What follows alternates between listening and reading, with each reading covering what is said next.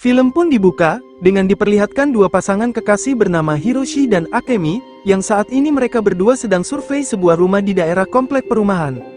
Rumah ini terlihat memang sudah lama kosong tak berpenghuni, namun tampak sedikit aneh, yang di sana terlihat beberapa toples kaca berisi bangkai serangga yang terbengkalai. Di kesempatan inilah, Hiroshi bermaksud untuk meluapkan berahinya pada Akemi, namun dia justru tak sengaja menjatuhkan toples tersebut di lantai.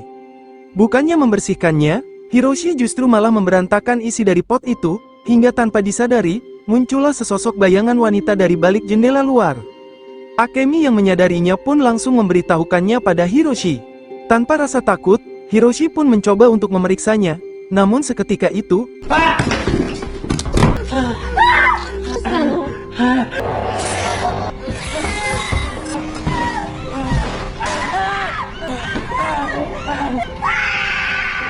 dan kita pun berpindah pada kehidupan seorang wanita bernama Hagino, yang saat ini sedang membereskan barang-barangnya, karena dirinya sehabis pindahan ke rumah barunya, dan tak disangka, rumah barunya itu adalah rumah di awal film tadi. Hagino tentu tak tinggal sendirian, karena ia juga tinggal bersama suami dan putrinya bernama Suhiro dan Muka. Mereka bertiga merupakan keluarga yang bahagia, dan Hagino sendiri diketahui mantan seorang desainer busana terkenal. Dari bakatnya itu pun akhirnya menurun pada Muka, yang juga memiliki keterampilan dalam melukis busana di catatannya, karena itu sebuah harapan dirinya untuk menjadi desainer busana terkenal seperti ibunya. Bakatnya itu juga mulai terdengar pada tetangganya bernama Kawazu, yang kebetulan dirinya bermaksud meminta tolong Muka dan Hagino, untuk membuatkan desain busana untuk putrinya, yang akan mengikuti audisi tarian minggu depan. Mereka berdua pun dengan senang hati langsung mulai mendesain busana tersebut bersama-sama, dan Muka sendiri sangat antusias belajar cara merancang busananya itu dari ibunya. Mereka benar-benar melakukan pekerjaannya dengan sepenuh hati, hingga akhirnya rancangan busana itu selesai.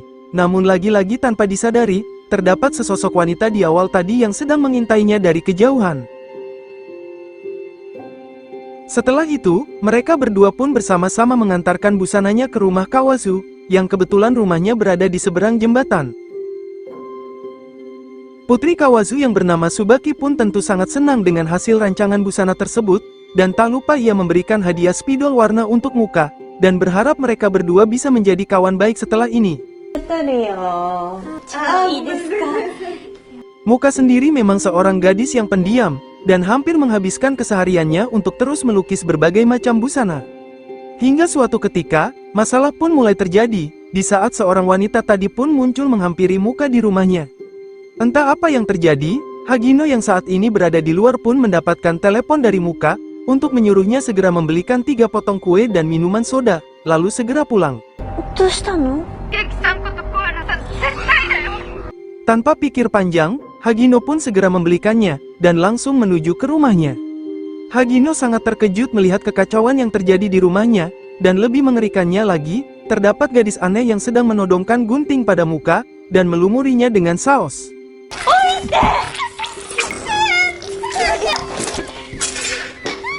Gadis itu pun berjanji akan membebaskan Muka, jika ia mendapatkan kue dan minuman soda yang ia inginkan. Hagino langsung menyerahkannya, dan gadis itu pun akhirnya langsung melepaskannya.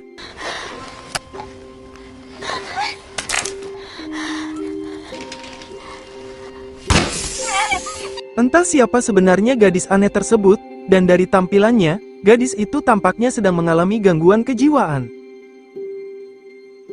Atas kejadian itu, Hagino pun melaporkannya pada polisi, dan orang tua dari gadis itu yang ternyata bernama Shichan, langsung meminta maaf sebesar-besarnya pada keluarga Hagino, atas perlakuan buruk putrinya itu.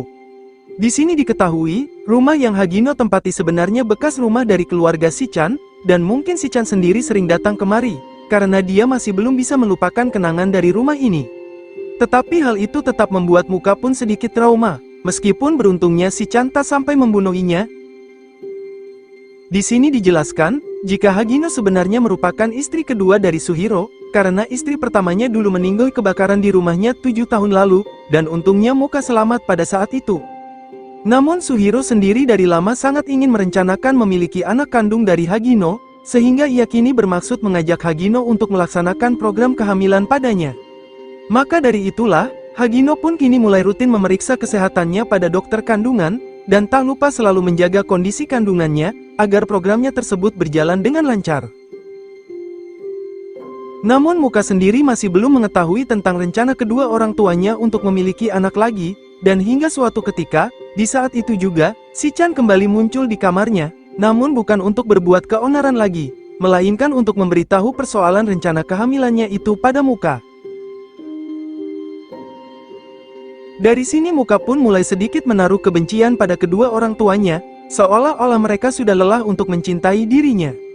Rasa kebenciannya itu pun juga didukung penuh oleh si Chan, bahwa mereka tak seharusnya melakukan keputusan itu, yang kedepannya mereka pasti lambat laun akan melupakan keberadaan Muka di sini. Oleh karena itu, Muka pun mengecam rencana mereka, dengan membuat tanda silang di rumahnya, dan Hagino yang melihatnya pun sungguh tak paham dengan tindakannya itu. Berkat programnya tersebut, akhirnya Hagino pun kini positif hamil, dan mereka pun merayakan pesta akan kehamilannya itu. Tentu Muka sama sekali tak menyukai akan hal itu, dan si Chan kembali muncul, dan makin menghasut Muka untuk terus membenci kedua orang tuanya.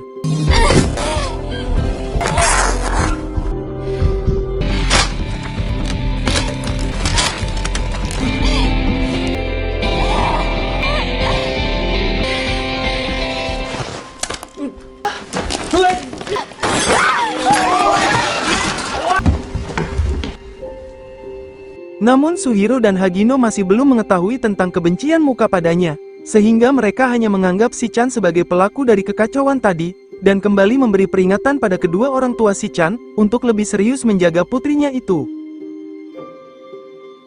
Sementara Muka sendiri makin lama, makin menerima keberadaan si Chan bersamanya, dan dirinya kini perlahan-lahan mulai saling akrab.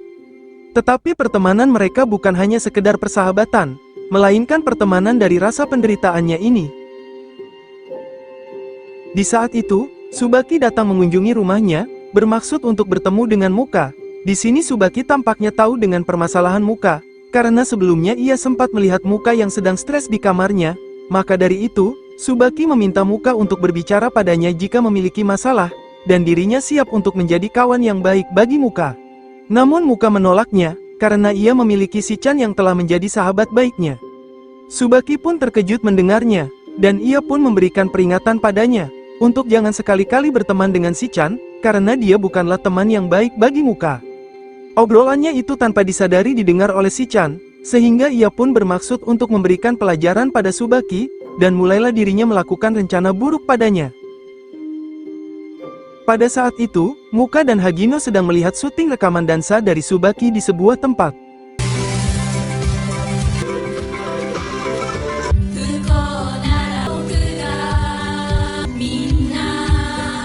Suasana pun berjalan dengan lancar, namun di suatu ketika, si Chan dari kejauhan langsung menembakkan senapan yang berisi madu pada Tsubaki. Kemudian ia melemparkan botol yang berisi kumpulan lebah, yang membuat Tsubaki pun langsung diserang oleh kawanan lebah.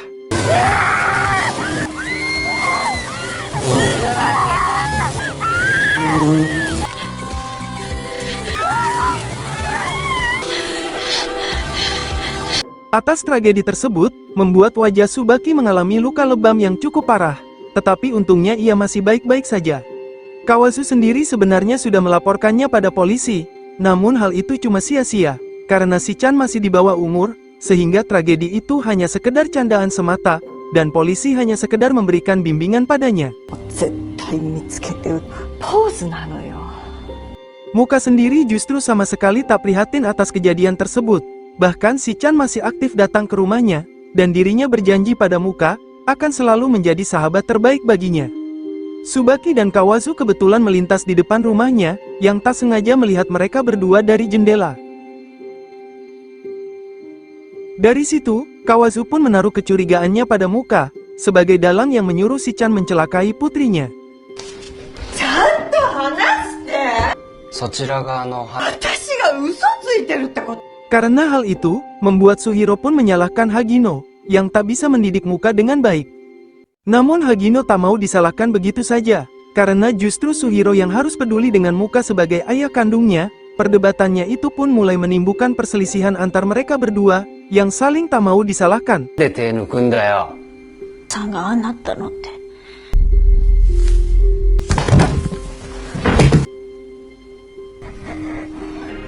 Karena perlakuan buruk dari Suhiro, membuat Hagino pun akhirnya memutuskan untuk menggugurkan kandungannya itu. Keputusannya itu pun tentu ditentang oleh Suhiro, dan dirinya pun meminta maaf atas kesalahannya itu. Namun mereka harus mendapatkan masalah besar, ketika Muka tiba-tiba menghilang dari kamarnya, yang membuat Hagino pun benar-benar panik akan hal itu.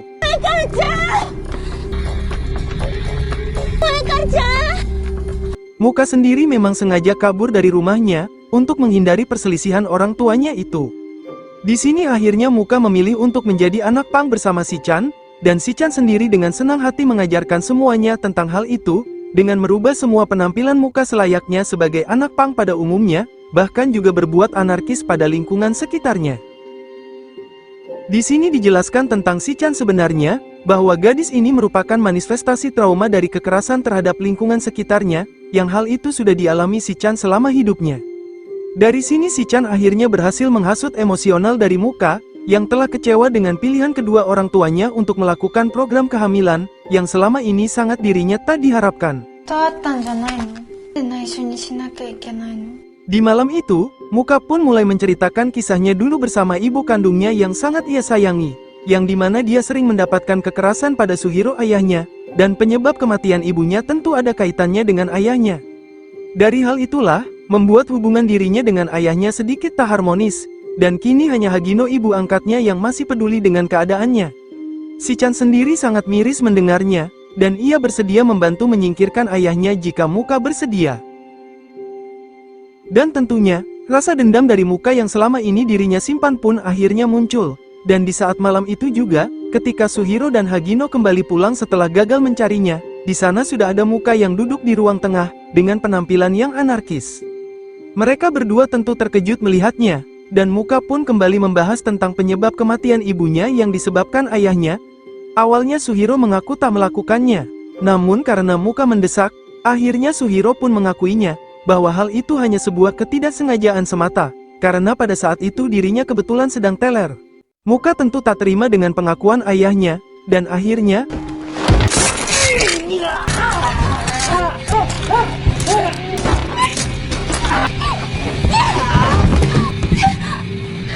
tak sampai di situ saja, dan Muka pun akan mengeksekusi ayahnya sekarang juga. Namun Hagino langsung pasang badan, bahwa dendam masa lalunya itu tak akan menyelesaikan masalah tersebut. Di saat itu juga, Shichan pun kembali bangkit, dan Suhiro pun langsung menyerang balik dengan guntingnya.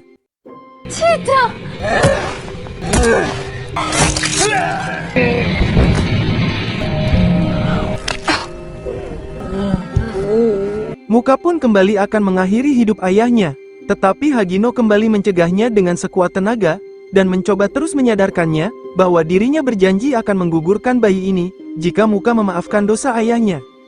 Seketika itu, Muka pun menghentikan aksinya, namun Shichan tak membiarkannya, dan langsung mencucul Hagino begitu saja.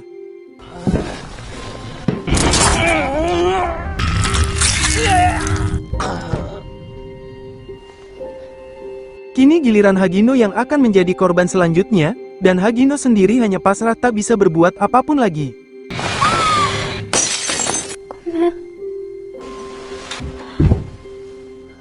Beruntungnya, nyawa Hagino berhasil terselamatkan berkat kesadaran dari Muka itu sendiri, dan dia pun meminta maaf atas semuanya yang telah terjadi. Namun tak selesai begitu saja, tak disangka Shichan kembali bangkit, dan kini dirinya bermaksud akan mengeksekusi mereka berdua.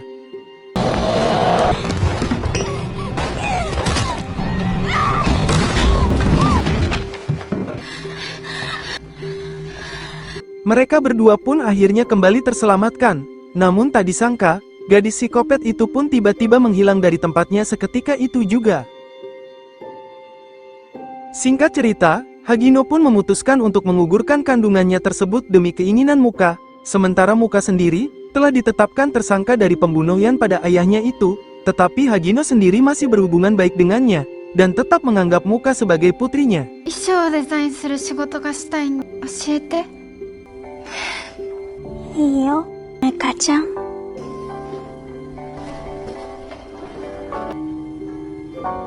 Hagino sendiri juga telah pindah dari rumah terkutuk itu, dan kini rumah itu dihuni oleh keluarga lain. Namun tanpa disadari, ternyata si Chan sendiri masih hidup, dan tentunya dirinya akan terus membayang-bayangi penghuni rumah ini, dan akan menjadi korbannya selanjutnya.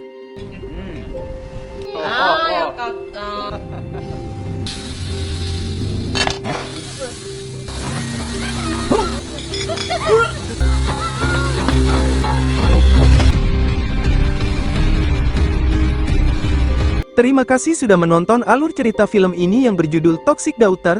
Tulis komentarmu tentang video ini. Jika suka dengan video ini, klik like, share, dan subscribe untuk mendapatkan notifikasi video terbaru selanjutnya. Dan semoga kalian semua diberi kesehatan dan dilancarkan rezekinya selalu.